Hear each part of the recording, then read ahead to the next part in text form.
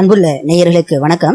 இன்று பேச போற முக்கியமான விஷயம் என்று சொன்னால், நாடு பூராகவும் பேசப்படும் ஒரு விஷயம், அதாவது நிவாரணம். டித்வா புயலினால் ஏற்பட்ட பாதிக்கப்பட்ட மக்களுக்கான அனர்த்த நிவாரணங்கள் சம்பந்தமாக ஒரு சில முக்கியமான தகவல்களை பேசலாம் என்று நினைக்கின்றேன். நாம் நமது சூழல்ல சில மனிதர்களை சந்தித்த போது, இந்த அரசாங்கம் நமக்கு நிவாரணம் எதுவும் தரவில்லை, மற்றவர்களுக்கெல்லாம் ஏதோ விண்ணப்பங்கள் போகிறது, எங்கட பக்கம் எந்த ஒரு அதிகாரியும் எந்த ஒரு ஜிஎஸும் வரவில்லை அப்படின்னு சொல்லி அவர் கருத்தை நம்மளோட பகிர்ந்து கொண்டார். அந்த நேரத்தில் நாங்க அவரிடம் கேட்டோம், நீங்க வெள்ளத்தினால கடுமையா பாதிக்கப்பட்டவரா அப்படின்னு சொல்லி கேட்கும் போது, இல்லப்பா நாங்க வெள்ளத்தால எல்லாம் பாதிக்கப்படல, நாங்க ஏழைகளப்பா, நாள் கூலிக்காக வேலை செய்யறவங்க அப்படின்னு சொல்லி அவர் சொல்றாரு. ஆனா உண்மை என்ன? இந்த நிவாரணம் யாருக்கு வழங்கப்படுகிறது? நாட்டில் உள்ள 2 கோடி மக்களுக்கும் நிவாரணம் வழங்கும் திட்டமா இது?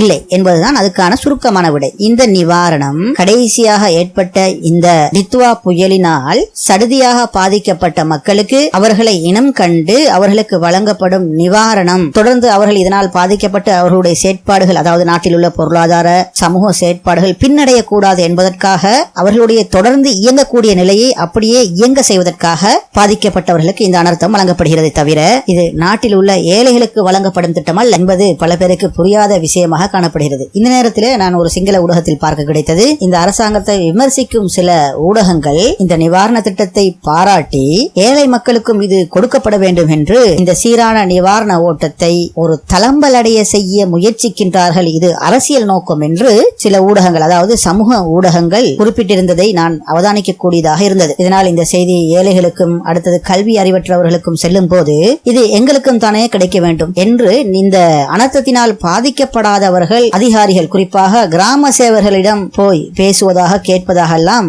ஊடகங்கள்ல, குறிப்பாக சமூக ஊடகங்கள்ல ஆங்காங்கே பார்க்க கிடைத்தது. இப்போது நடைபெறும் வேலை திட்டங்களை பொறுத்தவரையில் பார்த்தால், இலங்கையில் உள்ள மக்கள் இதற்கு முன்னால் உள்ள காலங்களில் இவ்வளவு பெரிய அனர்த்த நிவாரணங்களை பெற்றார்களா என்று சிந்திக்க வேண்டியிருக்கின்றது. ஒவ்வொரு அனர்த்தங்கள் வரும்போதும் மக்களை விட மக்களால் தெரிவு செய்யப்பட்ட அரசியல்வாதிகள் தான் நிவாரணங்களையும் உதவிகளையும் கடன் திட்டங்களையும் அரசாங்கத்திலிருந்து பெற்றுக்கொண்ட சம்பவம், செய்திகள் எல்லாம் நாம் கேட்டு புளித்து போன கதை. ஆகவே இவ்வாறான ஒரு அரசாங்கத்தின் இந்த செயற்பாட்டை ஏதோ ஒரு வகையில் மக்கள் மத்தியில் தவறாக கொண்டு செல்ல விசமிகள் மேற்கொள்ளும் இந்த சதித்திட்டங்களிலிருந்து மக்களுக்கு தெளிவு வழங்குவது இந்த சமகாலத்தில் இந்த நாட்டுடைய ஒவ்வொரு மக்களுடைய பொறுப்பு. சகோதரர்களே, அமைச்சர் பிமல் ரத்நாயக்க கருத்தொன்று கூறியுள்ளார். அனர்த்தத்தினால் மக்களை விட எதிர்க்கட்சியினர் தான் அதிகம் பாதிக்கப்பட்டுள்ளார்கள் குறிப்பிட்டிருந்ததை சமூக ஊடகங்களில் பார்க்க கிடைத்தது. இந்த வகையில சுருக்கமா சொன்னா, இந்த நிவாரணம் யாருக்கு என்று சொன்னா, இதற்கு முன்னுள்ள காலங்கள்ல அரசாங்க ஊழியர் அல்லாதவர்கள் என்றெல்லாம் பார்க்காம பாதிக்கப்பட்டவர்களுக்கு பாதிக்கப்பட்ட முறைக்கு ஏற்ப உதவி என்பதுதான் இதன் ஒரு பொதுவான தலைப்பு. இந்த வகையிலே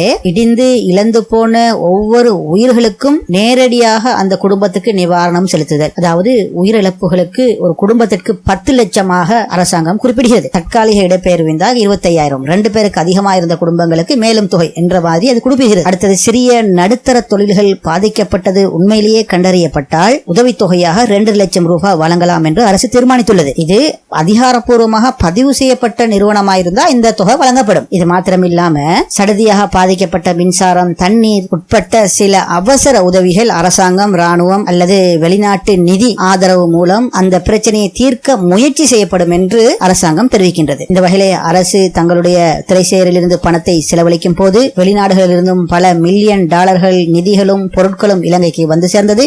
இதுவரையும் இலங்கைக்கு கிடைக்கப்பட்ட உள்நாட்டு மற்றும் வெளிநாட்டு நன்கொடைகளாக 3.4 பில்லியன், அதாவது 340 கோடி ரூபாய்கள் இலங்கைக்கு இந்த நாட்டு ஜனாதிபதியின் மீதுள்ள நம்பிக்கையின் பேரில் வழங்கப்பட்டுள்ளது குறிப்பிடத்தக்கது. இவ்வளவு பெரிய உதவியா? இந்த நாட்டுடைய கடனை கட்டிடலாமே, இந்த நாடு செழிப்பா வளர்ந்துருமே அப்படின்னு சொல்ற சில கருத்துக்களை நான் ஊடகங்கள்ல பார்த்தேன். உண்மைதான், நம்ம நாட்டுக்கு 3400 மில்லியன் ரூபாய்கள், அதாவது 340 கோடிகள் எமக்கு உதவியாக கிடைத்துள்ளது. ஆனால் இலங்கை தற்போது வரை சராசரியாக 30 லட்சம் கோடி ரூபாய்கள் இலங்கைக்கு வெளிநாட்டு கடன் உள்ளதாக தகவல்கள் தெரிவிக்கிறது. இந்த அனர்த்தத்தினால் இலங்கைக்கு கிடைத்த உதவி 340 கோடிகள். நாம் கடன் கொடுக்க இருக்கிறது சுமார் 30 லட்சம் கோடிகள் என்பது இங்கு குறிப்பிடத்தக்கது. இந்த அரசாங்கம் பதவி பாரமெடுத்து மிக குறுகிய காலத்தில் இவ்வளவு பெரும் தொகை பணத்தை சேகரித்து, அந்த சேகரித்த பணத்தை இந்த அனர்த்தத்துக்காக செலவிட முன்வந்தது உண்மையிலேயே பாராட்ட வேண்டிய விடயம் சகோதரர்களே. நாடு படு பாதாளத்தில் போய் கிடந்த போது தங்களால் இயன்ற முயற்சி செய்து திரைசேரிக்கு மிகப்பெரிய பணத்தொகையை சேகரித்து வந்து கொண்டிருந்த இந்த அரசாங்கத்துக்கு மிகப்பெரிய சோதனையாக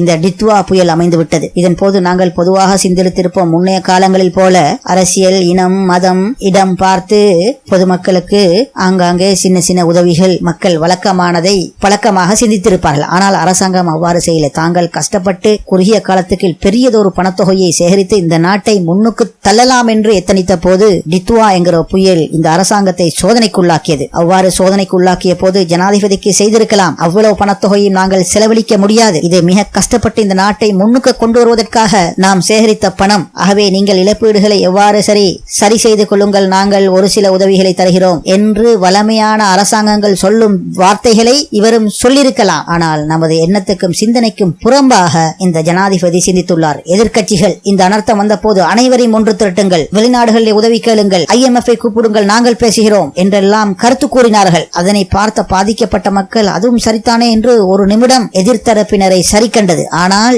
ஜனாதிபதியோ மக்களும் எதிர்க்கட்சியும் சிந்திக்காத மிகப்பெரிய ஒரு வேலையை செய்து முடித்து விட்டார். சேகரிக்கப்பட்ட திரைசேரியை மக்களுக்காக வெள்ளமாக திறந்து விட்டார். எங்களுக்காகத்தான் மக்கள், எங்களுக்காகத்தான் இந்த திரைசேரி என்று சிந்தித்த முன்னைய கயவர்கள் காலத்தில் அல்லாது மக்களுக்காக நாங்கள், மக்களுக்காகத்தான் இதுவரையும் சேகரிக்கப்பட்ட பணம் என்று நிவாரண வெள்ளத்தை திறந்து விட்டார் இந்த ஜனாதிபதி. கூப்பிடுங்கள் வெளிநாட்டவர்களை, கூப்பிடுங்கள் முன்னைய தலைவர்களை என்றெல்லாம் பேசியவர்கள் ஜனாதிபதியுடைய இந்த வேலை திட்டத்தை பார்த்து வாயடைத்து போனார்கள். இந்த அரசாங்கத்தை மிக கடுமையாக சாடியவர்கள் கூட JR அரசாங்கத்துக்கு பின் மிக சிறந்த அரசாங்கம் என்று மெய் மறந்து ஊடகங்களுக்கு சொல்லி சென்ற கதையும் நீங்கள் கேள்விப்பட்டிருப்பீர்கள். ஆகவே இது தொடர்ந்து நிலைக்க வேண்டும். அதற்காக நிவாரணங்கள் அரசாங்கத்தினால் வழங்கப்படுகிறது. எனவே பொதுமக்களாகிய மக்களது கடமை போலியான தகவல்களை வழங்கி அரசாங்கத்துடைய நன்கொடைகளை, நிவாரணங்களை நீங்கள் பெற்றுவிடாதீர்கள். இது உங்களது பிள்ளைகள், உங்களது சமூகத்தின் எதிர்காலத்தை இந்த நாட்டில் பாழாக்கிவிடும். இங்கு இந்த நேரம் ஒவ்வொரு சமூகத்தினரும், ஒவ்வொரு மனிதனும் பொறுப்புடன் நடந்து கொள்வோம். ஆகவே உண்மையான தகவலை வழங்கி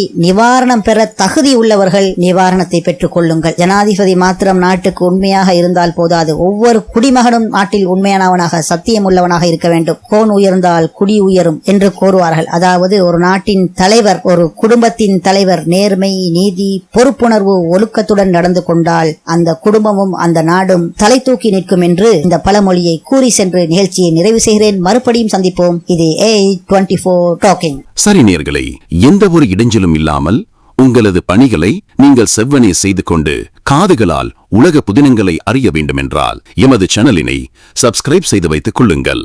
என்றும் உங்கள் காதுகளுக்கு நம்பகமான செய்திகளை மாத்திரமே எட்டச் செய்வோம். இது AI24 யூடியூப் சேனல்.